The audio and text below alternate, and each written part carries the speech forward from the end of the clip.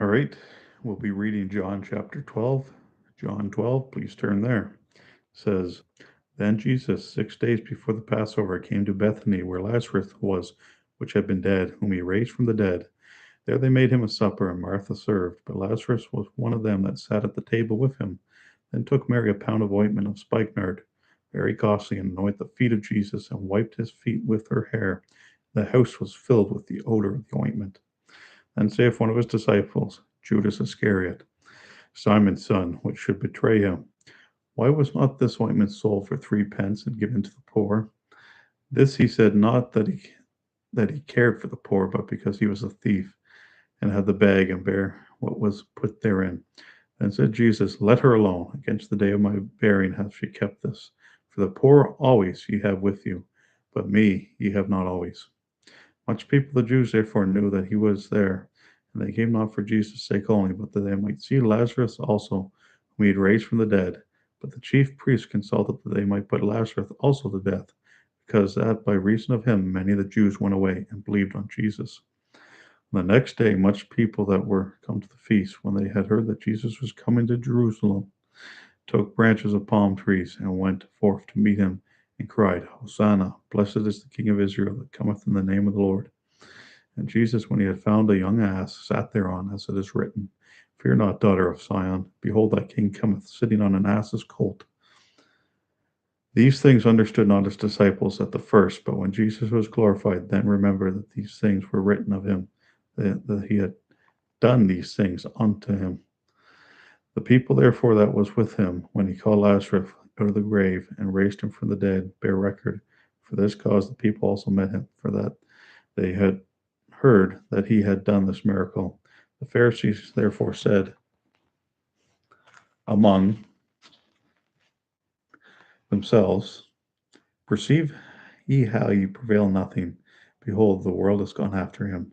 There was a certain Greeks among them that came up to worship at the feast.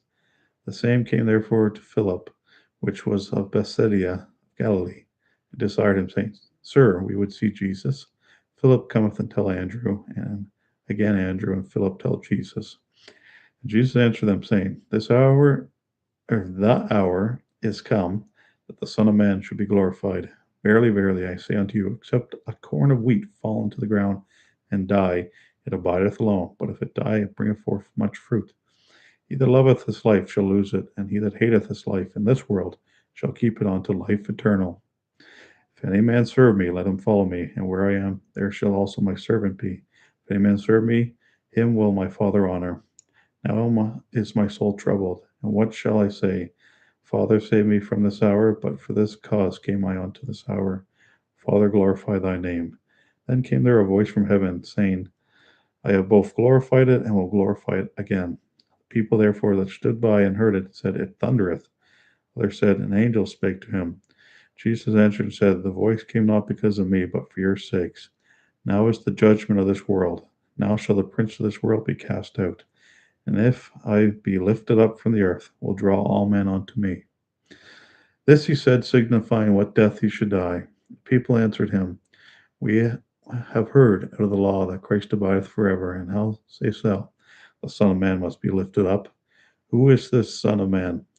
Then Jesus said unto them, Yet a little while is the light with you. Walk while you have the light, lest darkness come upon you. For he that walketh in darkness knoweth not whither he goeth. While you have light, believe in the light, that you may be the children of light.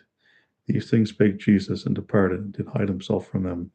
But though he had done so many miracles before them, yet they believed not on him, that the saying of Isaiah the prophet might be fulfilled, which he spake, Lord, who hath believed our report, and to whom hath the arm of the Lord been revealed?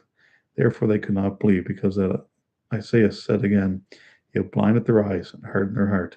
They should not see with their eyes, nor understand with their heart, be converted, and I should heal them. These things said Isaiah when he saw the glory, and spake of him. Nevertheless, among the chief rulers also many believed on him.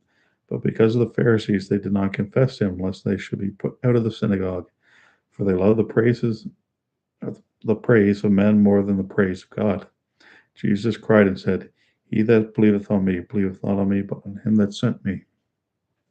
And he that seeth me seeth him that sent me. I am come a light into the world, that whosoever believeth on me should not abide in darkness.